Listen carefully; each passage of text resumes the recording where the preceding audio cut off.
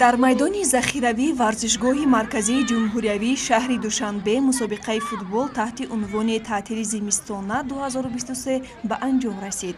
мусобиқа аз рӯи системаи даврӣ дар як марҳила гузаронида шуд. 14 даста дар ду сину сол барои медалҳо мубориза бурданд. миёни футболбозони соли таваллудашон 2010 ҷои якум насиби дастаи солор гардид. медалҳои нуқра ба дастпарварони Истиқлол супурда шуданд.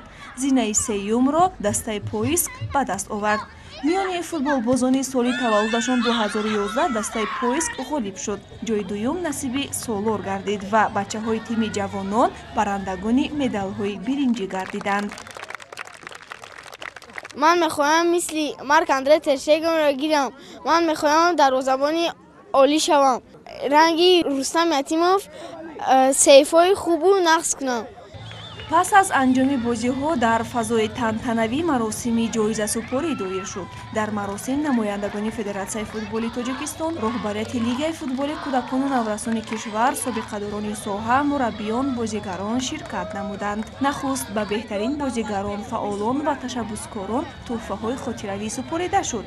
сипас ба ғолибону ҷоизадорон медалу ҷом ва мукофотҳои арзишманд тақдим гардиданд.